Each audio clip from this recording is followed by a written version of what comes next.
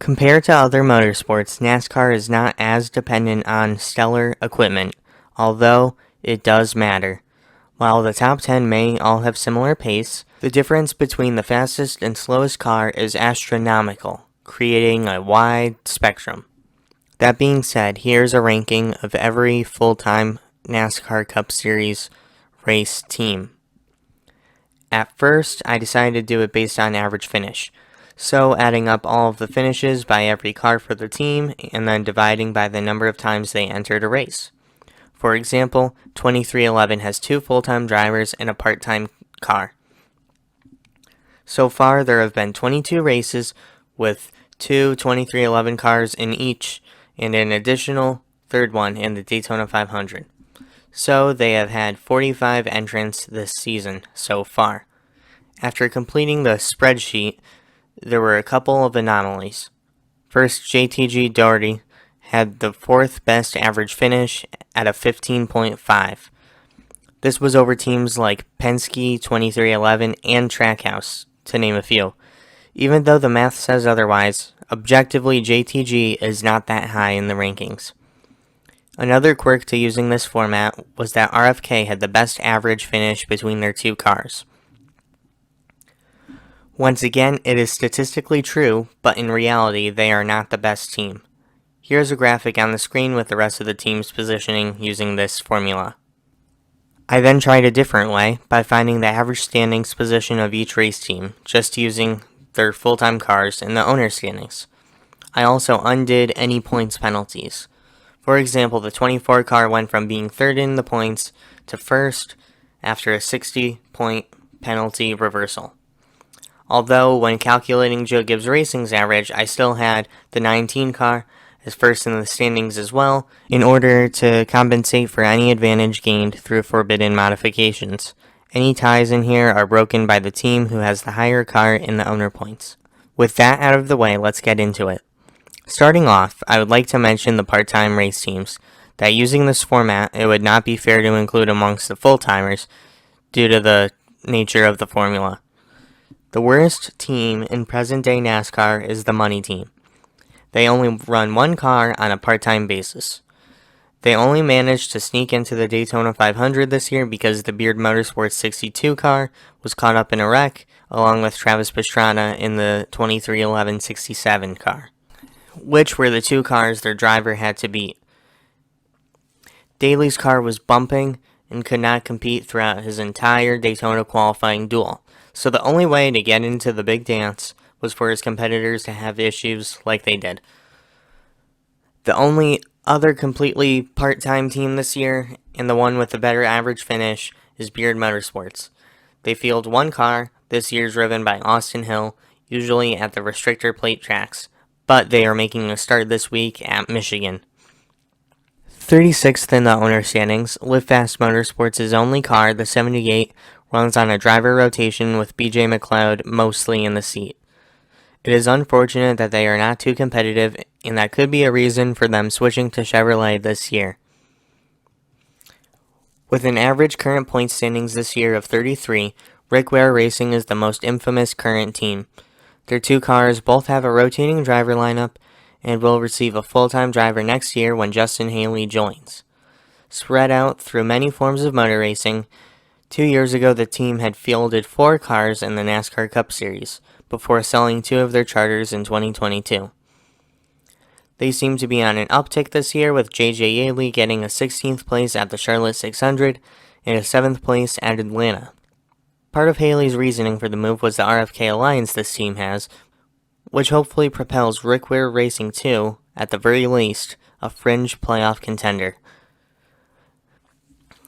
The team in 14th, which also seems to be on an uptick, is Spire Motorsports. They field 2 NASCAR Cup Series cars, as well as part-time Xfinity and truck rides. They have an alliance with Hendrick Motorsports and share drivers from time to time, even in the lower series. Spire is averaging 31st in the standings right now. They are the lowest team on this list that has won a Cup Series race, the Daytona 400 in 2019. With a single car 30th in points, Wood Brothers Racing is one of NASCAR's former golden teams. They fielded the number 21, driven by Harrison Burton, and have a technical alliance with Team Penske. Unfortunately, they are not where they once were and only have one win in the past 12 years. After a very promising 2022 season, Legacy Motor Club, now rebranded from Petty GMS, received a new owner, who is 7-time Cup Series champion Jimmy Johnson. This year has been a huge disappointment, and the team is looking towards 2024 when they will switch from Chevrolets to Toyotas.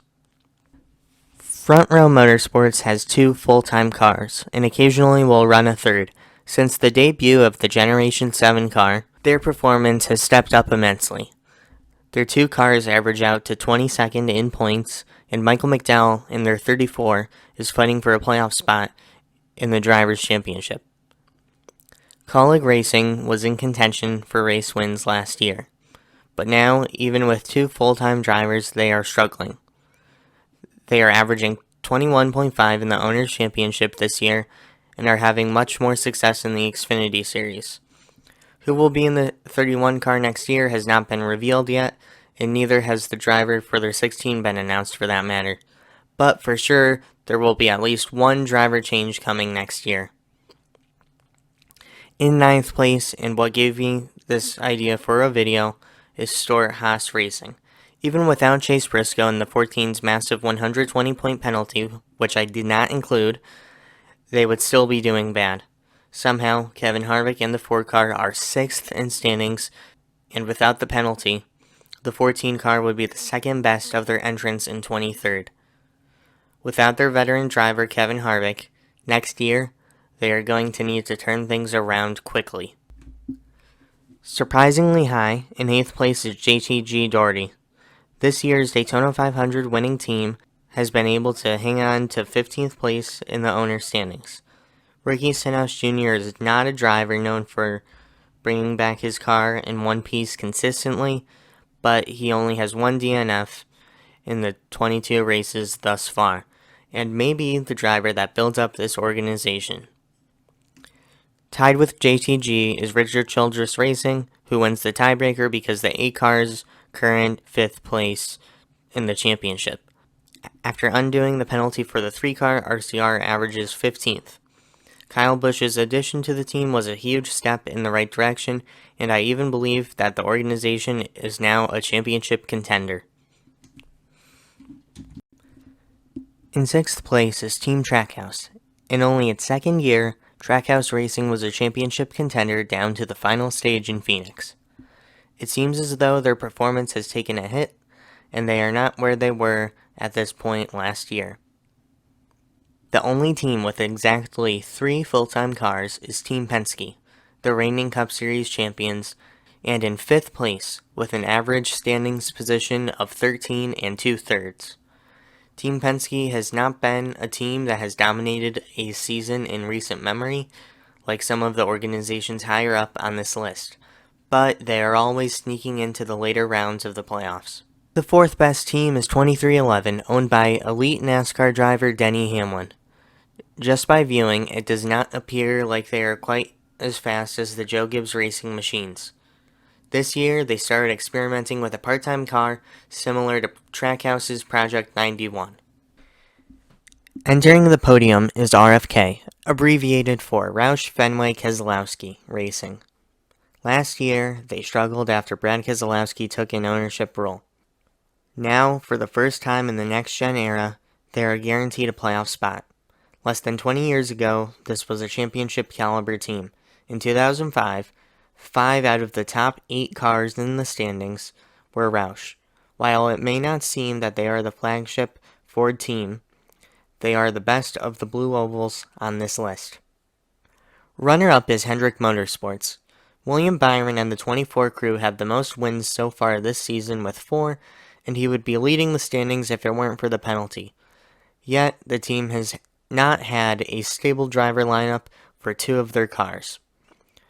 This is not a bad team at all, but they have slid down a bit along with the other Chevrolets. The best team in the NASCAR Cup Series right now is Joe Gibbs Racing. 3 out of the top 4 cars in the standings are from JGR. They have 6 wins this season. And with all of the penalties applied to the other teams, the 19 car of theirs leads the standings. And Ty Gibbs is hanging in there in his first full-time season. Joe Gibbs Racing is the benchmark. Thank you guys for watching. This was really a fun video to make. Here on the screen is the ranking used in the video, and I'll see you guys next time.